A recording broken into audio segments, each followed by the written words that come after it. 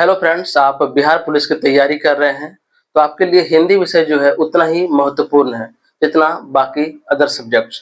हिंदी में जो है आप अच्छा से अच्छा स्कोर कर सकते हैं। बस आपको थोड़ी सी मेहनत की आवश्यकता है। मुझे पूरी उम्मीद है आप लोग तैयारी बहुत अच्छे से कर रहे हैं। मैं आप लोगों के लिए टेस्ट सीरीज लेके आया हूँ। मैं आप लोगों को डेली 4 बजे शाम को एक टेस्ट सीरीज करवाता हूँ। आप लोग मेरे चैनल में इस टेस्ट सीरीज को ज्वाइन कर सकते हैं डेली शाम 4 बजे। आप लोगों को जो है इसमें डेली 20 क्वेश्चंस डेली जो है 20 क्वेश्चंस का एक सेट करवाया जाता है ना। और इसमें आपको कम से कम 15 मार्क्स लाने होते हैं। आपको इसमें कम से कम 15 मार्क्स लाने होते हैं। अगर आप 15 मार्क्स लाते हैं तो आपका हिंदी जो है बहुत ही अच्छा है। अगर आपका 15 मार्क्स से स्कोर कम हो रहा है तो आपको थोड़ा सा और मेहनत करने की जरूरत है, लेकिन आप लोग चिंता करने की कोई जरूरत नहीं है। मैं आपको इसी चैनल पर जो है सारा का सारा हिंदी का सिलेबस कंप्लीट करवाऊंगा और डेली शाम को 4 बजे। जी दोस्तों, डेली शाम को 4 बजे जो है मैं आप लोगों को टेस्ट सीरीज करवाऊंगा, तो आप लोग 4 बजे हमसे जुड़ना ना भूलें। तो चलिए हम लोग पहला प्रश्न को देखते हैं। पहला प्रश्न है, ब्रह्मा के उपयुक्त पर्यायवाची शब्द से वाक्य को पूर्ण कीजिए। पहला है नरेश, दूसरा भूतेश, तीसरा पुरंदर, चौथा लोकेश। हम लोगों को ब्रह्मा का पर्यायवाची शब्द पूछा गया है। ब्रह्मा का पर्यायवाची शब्द क्या होता है, आइए देखते हैं। पहला, आप लोग को आंसर पता है तो आप लोग कमेंट में कीजिए। देखते हैं ब्रह्मा का पर्यायवाची शब्द। देखिए, ब्रह्मा का पर्यायवाची शब्द क्या होता है। क्या कह सकते हैं, कमलासन। जिसका आसन जो है कमल में होता है उसको क्या कहते हैं, कमलासन। चतुरानन, आनंद में इसका होता है, आनंद का मीन्स होता है जो मुख, मुंह। तो जिसके 4 मुख हो, है ना, उसे क्या कहेंगे, चतुरानन। चतुरानन जिसके 4 मुख हो, इसे क्या कह सकते हैं। और प्रजापति, इसे क्या कह सकते हैं, प्रजापति। और क्या कह सकते हैं इसका जो है, और क्या कह सकते हैं, इसे हम विधाता भी कह सकते हैं। इसे हम विधाता भी कह सकते हैं। और क्या कह सकते हैं, इसे हम स्वयंभू भी कहते हैं। इसे हम स्वयंभू भी कहते हैं। ये सब जो है इनका पर्यायवाची शब्द है। और क्या कह सकते हैं, और जो है इसमें हम लोकेश भी कहते हैं। और क्या कहते हैं, इसे लोकेश भी कहते हैं और लोकेश भी कहते हैं। ये सब जो है इसका पर्यायवाची शब्द है इसका। तो ब्रह्मा का कमलासन, चतुरानन, प्रजापति, विधाता, स्वयंभू, लोकेश, है ना। तो आपका प्रश्न में देखिए option number D. Option number D है लोकेश, है ना। ऑप्शन नंबर डी, पहला का आंसर क्या हो जाएगा, डी। अब हम लोग देखते हैं नरेश का पर्यायवाची शब्द क्या है। नरेश का पर्यायवाची शब्द क्या है। नरेश का पर्यायवाची शब्द होता है मनुष्य का स्वामी। मनुष्य का स्वामी क्या होता है, मनुष्य का स्वामी। मनुष्य का स्वामी, या इसे क्या कह सकते हैं, राजाओं का राजा। इसे हम राजाओं का राजा भी कह सकते हैं। जी हाँ, मनुष्य का स्वामी और राजाओं का राजा भी कह सकते हैं।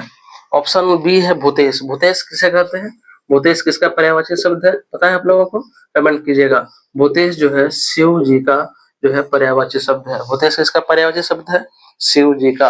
पुरंदर, पुरंदर किसका है, पुरंदर जरूर बताइए कमेंट में, पुरंदर किसका है। पुरंदर जो है इंद्र जी का है। पुरंदर जो है इंद्र का पर्यायवाची शब्द है। Lokesh option number D Brahma का है। अब हम लोग प्रश्न नंबर 2 देखते हैं। प्रश्न नंबर 2 है, घृणा को डैश से जीतो। घृणा को डैश से जीतो। इसका आंसर क्या हो जाएगा, ईर्ष्या से, प्रेम से, लोभ से या गुस्से से। तो हम लोग घृणा को जो है प्रेम से ही जीतते हैं। तो हम लोग घृणा को जो है किससे जीतते हैं, प्रेम से जीतते हैं। ऑप्शन नंबर बी, घृणा को किससे जीतते हैं, प्रेम से, प्रेम से जीतते हैं, है ना। हम लोग तीसरा नंबर प्रश्न को देखते हैं। प्रश्न है, छोटे कद का आदमी इस वाक्य खंड के लिए उचित शब्द निम्न में से क्या होगा। छोटे कद के आदमी को हम लोग क्या कहते हैं। दोस्तों, आप लोगों को पता है कि छोटे कद के आदमी को हम लोग बौना कहते हैं। Option number A, option number A, option number A. 3 का जो है आंसर क्या हो जाएगा, ऑप्शन नंबर ए, बौना। कृत किसे कहते हैं, कृत किसे कहेंगे। कृत जो है दोस्तों, कृत जो है कहते हैं खरीदा हुआ, जो खरीदा हुआ या क्रय, उसे क्या कहते हैं, कृत। कृत किसे कहते हैं, कृत। कृत किसे कहते हैं, खरीदा हुआ, खरीदा हुआ या क्रय को जो है, खरीदा हुआ या क्रय को क्या कहते हैं, कृत कहते हैं। यात्री किसे कहते हैं, यात्रा करने वाला को यात्री कहते हैं। पता है, शैव, शैव से शिव से संबंधित को क्या कहते हैं, शैव। शैव कहते हैं। शिव से संबंधित को शैव कहते हैं। शिव से संबंधित को शैव कहते हैं। प्रश्न नंबर जो है हम लोग 4 को देखते हैं। अमन और कबीर मित्र हैं। विकल्पों में से कौन सा इस वाक्य में काले मित्र शब्द का पर्यायवाची शब्द नहीं है? यहाँ जो है मित्र शब्द का पर्यायवाची पूछा गया है। मित्र शब्द का 4 नंबर प्रश्न को देखिएगा, यहाँ पे मित्र शब्द का जो है पर्यायवाची शब्द जो है नहीं है पूछा गया है, नहीं है। तो देखिए मित्र का मतलब क्या होता है? मित्र का मतलब भी फ्रेंड होता है, दोस्त होता है। रहना का मतलब क्या होता है? बात करते हैं। सहचर का मतलब भी दोस्त होता है। दोस्त का मतलब तो पता ही है, दोस्त है। यहाँ नहीं है, तो नहीं है तो रैना नहीं है। ऑप्शन नंबर बी, रैना नहीं है। तो रैना का मतलब क्या होता है? रैना का मतलब होता है सुंदर राजकुमारी। रैना का मतलब होता है सुंदर राजकुमारी। रैना का मतलब सुंदर राजकुमारी। रैना का जो मीनिंग होता है वो है सुंदर राजकुमारी। आप लोग कमेंट में जो है अपना आंसर करते जाइएगा और लास्ट में बताइएगा कि आपका कितना स्कोर बना, ठीक ना। अब हम लोग देखते हैं प्रश्न संख्या 5 को। प्रश्न संख्या 5 को कह रहा है कि उसके 500 रुपये जुर्माना हुआ। उसके 500 रुपये जुर्माना हुआ। इस वाक्य को जो है सही करना है। कौन सा जो उपयुक्त शब्द लगेगा वो बताना है। पहला है वह, दूसरा है उसी, तीसरा है उसे, चौथा है उसकी। यहाँ पे जो है पहला डैश जो है वहां पे हम लोगों को जो है क्या करना होगा? वहां पे हम लोगों को कर्ता का चयन करना होगा। वहां पे कर्ता का चयन करना होगा। यहाँ पे कर्ता क्या है? तो उसे क्या है? करता है। ऑप्शन नंबर सी, उसे क्या है? करता है। उसे क्या है? करता है। इसे कहेंगे तो क्या कहेंगे? ये पुरुषवाचक सर्वनाम है। क्या है? ये पुरुषवाचक सर्वनाम है। ये पुरुषवाचक सर्वनाम है। हम लोग पूरा सेंटेंस को पढ़ेंगे तो क्या कहेंगे? क्या कह सकते हैं? उसके नहीं, उसे 500 रुपये जुर्माना हुआ। उसे 500 रुपये जुर्माना हुआ। हम लोग देखेंगे प्रश्न संख्या 6 को। इसमें क्या है? डैश का अंतर होना। सही विकल्प का चयन कर इस मुहावरे को पूरा करें। डैश का अंतर होना, आमने सामने, आकाश पाताल, ऊपर नीचे या दाएं बाएं। तो डैश का अंतर होना मतलब आकाश पाताल का अंतर होना। मुहावरा है ना, आकाश पाताल का अंतर होना। ऑप्शन नंबर क्या हो जाएगा? बी। 6 का आंसर नंबर बी। आकाश पाताल का अंतर होना का मीनिंग क्या होता है? बहुत ज्यादा अंतर होना। क्या हो जाता है? बहुत बहुत ज्यादा अंतर होना। आंसर क्या हो जाएगा? बहुत ज्यादा अंतर होना। आकाश पाताल का मतलब होता है बहुत ज्यादा अंतर होना। अब हम लोग देखेंगे प्रश्न संख्या 7 को। प्रश्न संख्या 7 में क्या कहा गया है? जिसका कोई शत्रु नहीं जन्मा है। जिसका कोई शत्रु नहीं जन्मा है उसे क्या कहेंगे? आप लोग कमेंट में इसका आंसर जरूर कीजिएगा। जिसका शत्रु नहीं जन्मा है उसे कहते हैं आजाद शत्रु। उसे क्या कहते हैं? आजाद शत्रु। जिसका कोई शत्रु नहीं जन्मा है उसे क्या कहते हैं? आजाद आजाद आजाद आजाद शत्रु, है ना, आजाद शत्रु। अब हम लोग देखते हैं प्रश्न संख्या 8 को। प्रश्न संख्या 8 को, ये जो है फटाफट अंदाज में है। हमारा भी कम समय जाए, आपका भी कम समय जाए, कम समय में जो है ज्यादा फायदा लेना है ना। प्रश्न संख्या 8 को देखते हैं। प्रश्न संख्या 8 है, वर्तनी की दृष्टि से शुद्ध वाक्य का चयन कीजिए। तो देखिए पहला ऑप्शन है, यद्यपि वह उनके घर गया था तथापि उनसे भेंट नहीं हुई। यह जो है तर्कसंगत जरा भी नहीं है। यह वाक्य किसी भी वजह से तर्कसंगत नहीं है।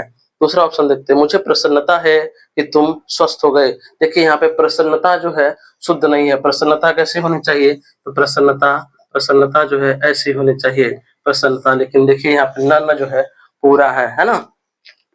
तो ये दूसरा ऑप्शन में गलत हो गया। तीसरा है, उसे तार मिला और वह तुरंत घर से चल पड़ा। इसका आंसर हो जाएगा सी। इसका आंसर क्या हो जाएगा? सी। इसका आंसर सी। कैसे? देखिए उसे तार मिला और वह तुरंत घर से चल पड़ा। तार मिला मतलब उसको तुरंत समाचार मिला और वह घर से चल पड़ा। ये तार का मीनिंग क्या होता है? तार का जो मीनिंग होता है वो पोस्ट ऑफिस में जो है पहले एक सेवा होता था, जो है संदेश पहुंचाने का सेवा, जिसे तार सेवा कहते थे। उसमें क्या होता था? बहुत ही कम शब्दों में जो है समाचार दिया जाता था। उस समय जो भी कहा जाता था कि उसके घर तार आया है, मतलब उसका घर में कुछ अनहोनी हुआ है या कुछ अति आवश्यक ऐसा कोई घटना घट गया है, तो उसके घर तार आता था। मतलब तार आने का मतलब ही था कि दुख का प्रतीक होता था। इसे जो है 2013 के बाद जो है इसे बंद कर दिया गया। तो इसका आंसर क्या हो जाएगा? तार। ऑप्शन सी उसे तार मिला और वह तुरंत घर से चल पड़ा। ऑप्शन डी जो है वह बड़े-बड़े ग्रंथ पढ़ता था, लेकिन देखिए यहाँ पे ग्रंथ नहीं, यहाँ पे ग्रंथ नहीं, क्या लिखा हुआ है? ग्रंथ लिखा हुआ है। ये ऐसे ही गलत हो गया, है ना? अब हम लोग प्रश्न संख्या 9 को देखते हैं। प्रश्न संख्या 9 को देखते हैं। इसमें लिखा है कि निम्नलिखित विकल्पों में से किस एक वाक्य में विशेषण की उचित प्रयोग किया गया है? विशेषण का जो है उचित प्रयोग हुआ है। विशेषण में विशेषता, किसी का जो विशेषता बताता है, तो किसमें देखते हैं विशेषता बता रहा है। ऑप्शन ए, गीता खेलती है। गीता खेलती है, यहाँ गीता का कोई विशेषता नहीं बताया गया है। वह अच्छा लड़का है, वो लड़का कैसा है? अच्छा है, यहाँ पे इसका विशेषता बता रहा है। तो क्या हो जाएगा? 9 का ऑप्शन नंबर बी, 9 का ऑप्शन नंबर बी। ठीक है। अब हम लोग प्रश्न संख्या 10 को देखते हैं। कोरा जवाब देना। कोरा जवाब देने का मतलब क्या होता है? साफ इनकार कर देना, साफ मना कर देना। ऑप्शन नंबर देखिए, ऑप्शन नंबर बी, साफ इनकार कर देना। कोरा जवाब देने का जो अर्थ होता है मुहावरे का, साफ इनकार कर देना। इसका भी आंसर नंबर बी, साफ इनकार कर देना। अब हम लोग देखते हैं प्रश्न संख्या 11। हम लोग देखेंगे प्रश्न संख्या 11। इसमें बोला गया है कि विकल्पों में दिए गए समानार्थी शब्दों में से सर्वोचित शब्द का प्रयोग करके दिए गए वाक्य में रिक्त स्थान की पूर्ति कीजिए। कक्षा में प्रवेश करते ही छात्रों ने शिक्षक का डैश किया, स्वागत, अभिनंदन, सत्कार या अभिवादन। देखिए, छात्र और शिक्षकों के बीच जो होता है वो होता है, क्या होता है? वो होता है अभिवादन। वो क्या होता है? अभिवादन। ऑप्शन नंबर डी सही हो जाएगा। स्वागत का हम लोग प्रयोग कहाँ करते हैं? स्वागत का प्रयोग जो है सम्मान देने के लिए करते हैं, है ना? सम्मान देने के लिए, रिस्पेक्ट देने के लिए। और अभिनंदन का प्रयोग कहाँ करते हैं? अभिनंदन का प्रयोग जो उसको हम लोग शाबाशी देने के लिए करते हैं, उसका हम लोग तारीफ करने के लिए करते हैं। अब हम लोग देखेंगे प्रश्न संख्या 12। अब हम लोग देखेंगे प्रश्न संख्या 12। 12 में क्या कहा गया है?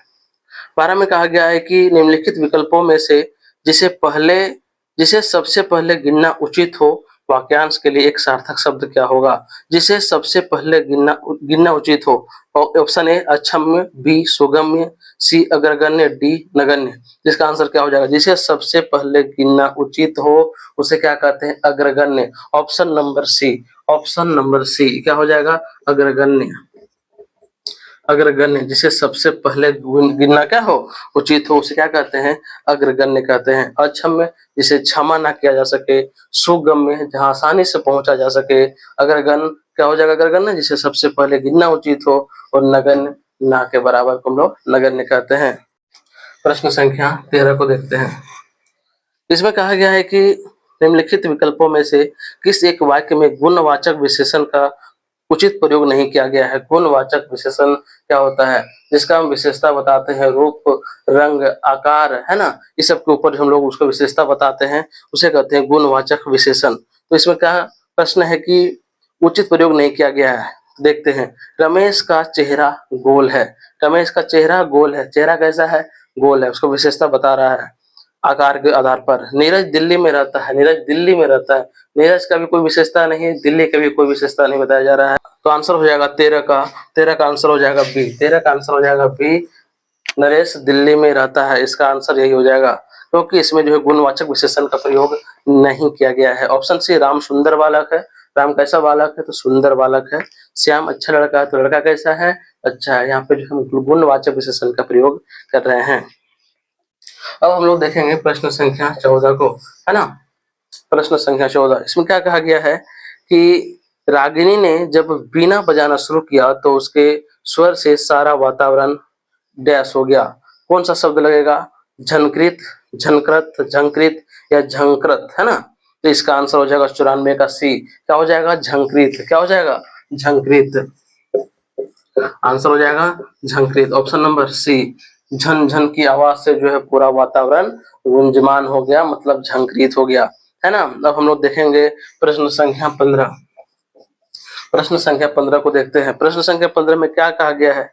निशाचर। निशाचर का जो है मीनिंग क्या होता है? निशाचर का मीनिंग क्या होता है? रात्रि में चरने वाला, रात्रि में विचरण करने वाला, निशा को चुराने वाला या रात्रि में चोरी करने वाला। तो निशाचर का आप लोग जो है कमेंट में बताइए क्या होता है। तो निशाचर का मतलब होता है रात्रि प्राणी को हम लोग निशाचर कहते हैं, यानी रात्रि में विचरण करने वाला। Option number B, option number B, रात्रि प्राणी को हम लोग कहते हैं निशाचर, रात्रि में रात में विचरण करने वाला, है ना। अब हम लोग बात करेंगे प्रश्न संख्या 16 से 20 तक। इसमें जो है हमें गद्यांश दिया गया है। अब हम लोगों को उसे पढ़ना है और उन प्रश्नों को हल करेंगे। तो देखिए आप लोग को यहाँ पे जो है प्रश्न दिख रहा होगा और इन प्रश्नों को देखकर आप पहले अपने से आंसर करने का प्रयास कीजिए, इसके बाद मेरे से जो है आप आंसर मिला लीजिएगा, ठीक है। तो प्रश्न है कि ऋतुराज वसंत के आगमन से ही शीत का भयंकर प्रकोप भाग गया। पतझड़ में पश्चिम पवन ने जीर्ण शीर्ण डैश को गिराकर लता कुंजों पेड़ पौधों को स्वच्छ और निर्मल बना दिया। देखिए दोस्तों यहाँ पे जो पतझड़ है तो ऑप्शन लोग डी के साथ जाएंगे, क्योंकि पतझड़ के साथ जो है पत्रों का प्रयोग होता है। पतझड़ के साथ जो है किसका प्रयोग होता है, पत्रों का प्रयोग होता है, पत्रों का प्रयोग होता है। अब इन वाक्यों को हम पूरा पढ़ेंगे तो देखिए, ऋतुराज वसंत के आगमन से ही शीत का भयंकर प्रकोप भाग गया। पतझड़ में पश्चिम पवन ने जीर्ण शीर्ण पत्रों को गिराकर लता कुंजों पेड़ पौधों को स्वच्छ और निर्मल बना दिया। अब हम लोग प्रश्न संख्या 17 को देखते हैं। इसमें है कि वृक्षों और लताओं के अंग में डैश पत्तियों के प्रस्फुटन से यौवन की मादकता छा गई। इसमें यौवन की मादकता छा गई, तो पुराना पत्ता आने से यौवन की मादकता नहीं छा सकती है, यानी नया नया पत्ता आया होगा उसमें, नया पत्ता, यानी ऑप्शन नंबर ए नूतन पत्ता, है ना। Option number A, option number A क्या हो जाएगा, नूतन, नूतन पत्तों के आने से जो है उसमें यौवन की मादकता छा गई। अब हम लोग प्रश्न नंबर जो है प्रश्न संख्या 18 को देखते हैं। इसमें है कि प्रश्न संख्या 18 में देखते हैं, कनेर करवीर मदार पाटल इत्यादि डैश की सुगंधी दिगंत में अपनी मादकता का संचार करने लगी, है ना। तो इसका आंसर क्या हो जाएगा, पत्तों पुष्पों डालियों या जड़ों। तो पुष्पों से जो है, पुष्पों से क्या होता है, पुष्पों से ही ना सुगंध आता है। ऑप्शन नंबर क्या हो जाएगा, बी, 18 का ऑप्शन नंबर बी क्या हो जाएगा, पुष्प, क्या हो जाएगा, पुष्प, है ना। पुष्प से ही जो है सुगंध आती है, पुष्पों, है ना, पुष्प या पुष्पों। अब हम लोग देखते हैं प्रश्न संख्या 19 को। इसमें है कि न शीत की कठोरता न ग्रीष्म का, न शीत की कठोरता न ग्रीष्म का। ग्रीष्म का क्या होता है, ऑप्शन नंबर ए ताप। ग्रीष्म में हमें ताप महसूस होती है ना, तो जो 19 नंबर प्रश्न है इसका आंसर हो जाएगा ए, क्या हो जाएगा, ग्रीष्म का ताप, है ना, ग्रीष्म का ताप हो जाएगा। अब हम लोग देखते हैं लास्ट प्रश्न, अंतिम प्रश्न, प्रश्न संख्या 20, है ना, प्रश्न संख्या 20। आप लोगों को वीडियो कैसा लग रहा है, अगर वीडियो अच्छा लग रहा हो तो चैनल को सब्सक्राइब कर अपने दोस्तों के साथ शेयर कर दीजिएगा। तो चलिए दोस्तों अब हम लोग अंतिम प्रश्न, प्रश्न संख्या 20 को करते हैं। इसमें है कि समशीतोष्ण वातावरण में प्रत्येक देश की नस नस में उत्फुल्लता और उमंग की लहरें उठ रही हैं। गेहूं के सुनहले बालों से पवन स्पर्श के कारण रुनझुन का संगीत फूट रहा है। पत्तों से अंधेरों पर सोया हुआ संगीत मुखर हो गया है। देखिए यहाँ पे देखिए कि नस नस में, ऑप्शन नंबर देखिए, पशु वस्तु प्राणी या पक्षी, किसके नस नस में जो है उत्फुल्लता उमंग की लहरें उठ रही है, तो किसके मन में, तो प्राणी के मन में। किसके मन में, प्राणी के मन में। ऑप्शन नंबर बात करें तो सी, ऑप्शन नंबर सी किसके मन में, तो प्राणी के मन में, है ना, प्राणी के मन में। मुझे पूरा उम्मीद है कि आप लोग जो है इसमें स्कोर जो है, इसमें स्कोर जो है 18/20 जरूर किए होंगे, है ना। इसमें 18/20 जरूर किए होंगे। आप लोगों में से किनका जो है 18/20 है, आप लोग कमेंट में बताइएगा। और जो है कितना 15 से नीचे है या 15 से ज्यादा है, वो भी कमेंट करके मुझे बता सकते हैं और अपनी राय मुझे अपने कमेंट में दे सकते हैं। तो चलिए दोस्तों मिलते हैं अगले वीडियो में। जय हिंद।